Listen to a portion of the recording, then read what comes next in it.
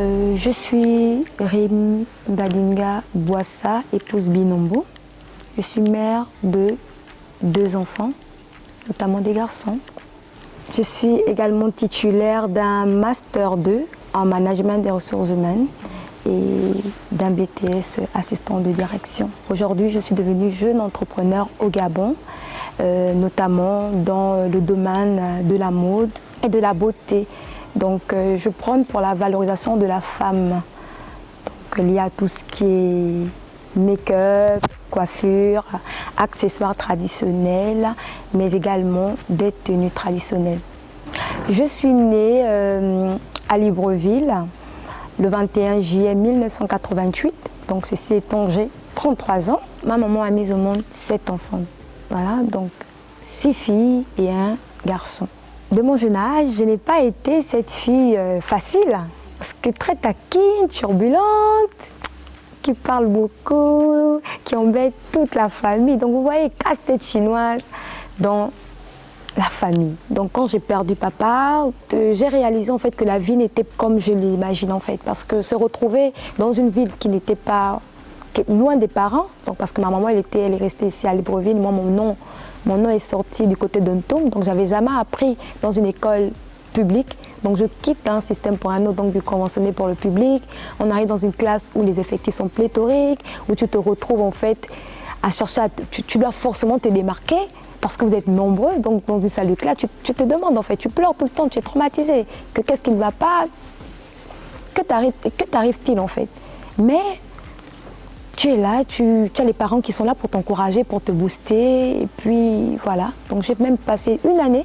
Je ne préparais pas, parce que pour moi, c'était inconcevable de prendre un seau d'eau, l'amener dans une chambre, préparer même dans la chambre surtout. Ça me dérangeait parce que je n'avais pas vécu dans cet environnement. Mais il fallait que je m'adapte. Et là est sortie justement cette femme forte.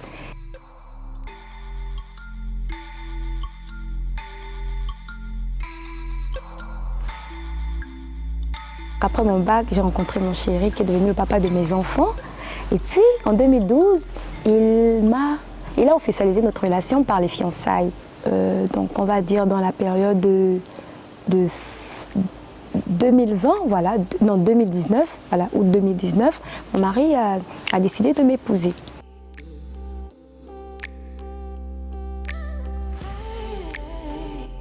La naissance de mon fils est très marquante parce que mon fils il est né le 24 novembre 2012. Et ce jour, en fait, correspondait malheureusement à mon jour de soutenance, où il fallait que je soutienne mon BTS, donc mon premier diplôme avant ma licence et mon master. Donc c'était mon premier diplôme à soutenir. Donc le 23, j'avais des contractions, je ne savais pas ce qui m'arrivait, donc j'étais pris mes parts. Ma maman, étant à Lambaréné, je l'appelle, je me dis non, il ne faut pas suivre, tu vas accoucher. Donc j'ai accouché à 4h28 minutes et à 11h, il fallait que je sois à l'institut pour la présentation et l'obtention définitive de mon diplôme de BTS. Et j'ai dit, ma famille était toujours à mes côtés, mon mari, tout le monde m'a encouragée. J'ai fait un bébé de 4,6 kg, j'étais pris part, vous vous rendez compte, j'étais fatiguée. J'ai dit, ma famille m'a dit, tu es capable, si tu as effectué tes stages, bien qu'en étant enceinte, c'est que tu as cette capacité-là de le faire. Donc vas-y. Alors tous derrière moi, tout le monde était derrière moi. Mes beaux-parents, mon mari, ma famille, tout le monde était derrière moi. Je suis même majeure de la promotion parce que j'ai eu le meilleur rapport de stage promotion 2012 à l'USO. Donc un passage très très très marquant pour moi dans la vie en fait. Pour commencer, c'est à la fin de mes études, je dirais en 2015, lors de ma partie, je dirais, pause chômage, qu'un jour, j'étais sur le net, sur Facebook, j'ai regardé une photo avant et après maquillage. Après, j'ai vu la dame, elle avait des boutons, elle était transformée. Je me suis dit, mais qu'est-ce que c'est en fait? Qu'est-ce que c'est? Comment a-t-elle fait et tout? Et j'ai envoyé la photo à ma grande sœur. Ma grande sœur m'a dit, mais tiens, ça tombe bien. Moi, j'ai envie d'apprendre le maquillage et tout. J'irai voir la fille. J'ai dit non, ma grande sœur. En fait, j'étais enceinte également de mon deuxième fils. J'ai dit non, Yaya, attends. Laisse-moi terminer, laisse-moi accoucher. Puis, je te montrerai comment en fait cela se passe, sans même savoir à la base que effectivement je pouvais le faire. Mais je suis allée selon l'idée selon laquelle en fait je peux le faire. Je sais tresser depuis la classe de 6e, donc si elle tresse à titre commercial, c'est que je peux le faire. Si elle maquille, c'est que je peux le faire. Je n'ai pas reçu une formation quelconque, mais j'ai cru. Et avant de me lancer dans ce secteur d'activité, parce qu'à la base je suis chrétienne, je crois beaucoup en Dieu, j'ai prié. J'ai dit Seigneur, je te présente cette activité. J'aimerais en fait que lorsqu'on parlera de l'entreprise Touch Bearing, parce qu'à la base Rim c'est mon prénom et Touche, en fait si vous voulez c'est Touch, c'est la touche en français, donc de l'anglais en français. Donc comme j'aime l'anglais, j'ai mixé les deux. Donc Rim qui veut dire le cœur, donc il vient de Murim, le cœur en Ipunu. Donc j'ai tout simplement mis la touche de Rim qui veut dire la touche du cœur en fait. Parce qu'à l'intérieur, j'ai mis du cœur. J'ai mis des sentiments en fait parce que j'aime ça. J'aime être en contact permanent avec le public en fait. Parce que depuis mon jeune âge, j'ai toujours envie de devenir journaliste, mais Dieu n'a pas permis après la perte tragique de mon père à 15 ans. Donc j'ai dû faire des études de management, pas de mon propre gré, mais parce qu'il fallait que je puisse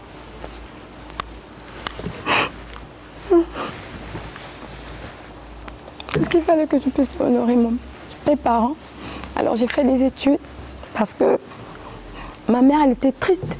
Elle était triste, elle s'est dit, papa, il a fait de nous, papa, notre papa, parce que c'était un grand fonctionnaire, il a fait des études. Et puis on s'est dit, mais tiens, faut pas me décevoir en fait. Donc là, pour revenir à mon histoire, comme je disais, j'ai vu la photo et puis j'ai dit, je peux le faire.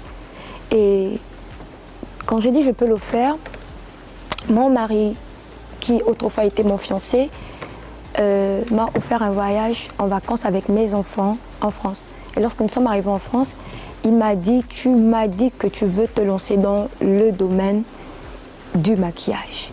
Mon cœur, je vais t'aider. Mon cœur, je vais t'accompagner. Mon cœur, je vais mettre des moyens.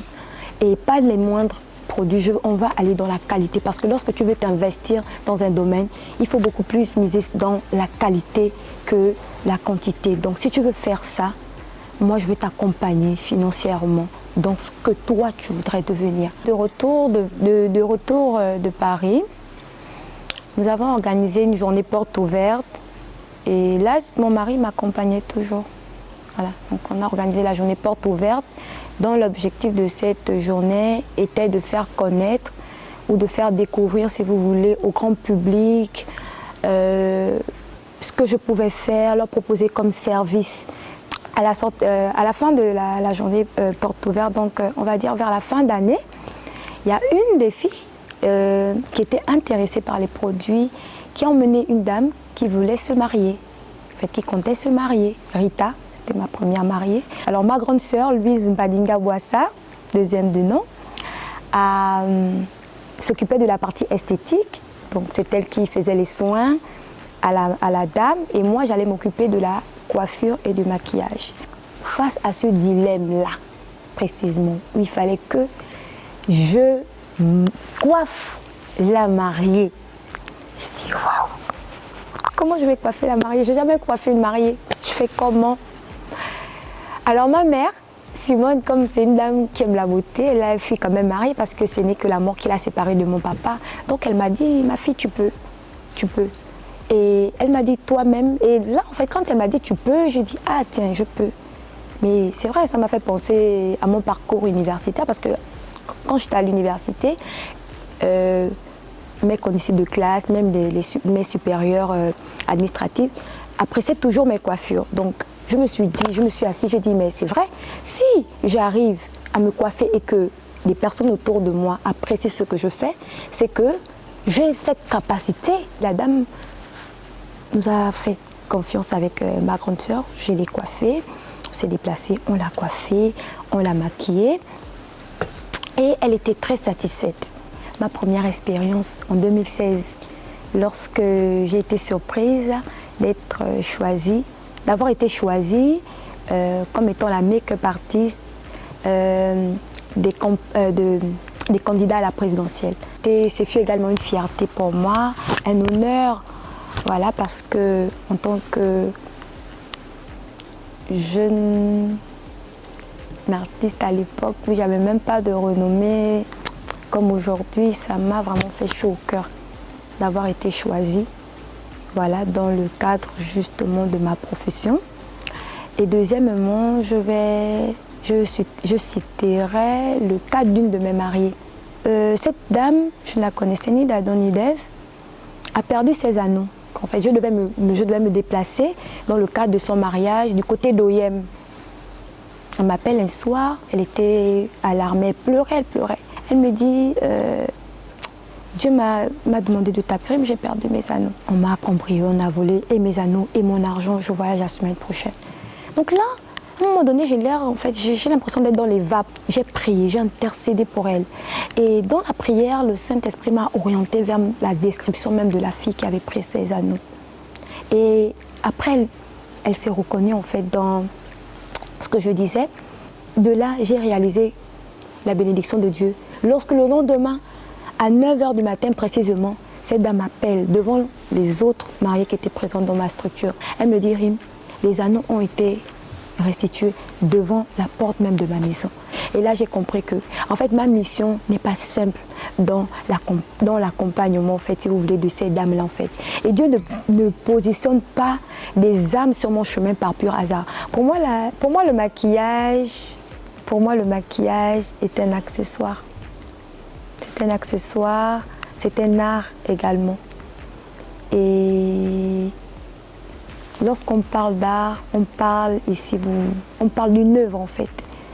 Donc, lorsque je me mets à maquiller, c'est parce que déjà, je rentre dans l'esprit même de la cliente qui est en face de moi.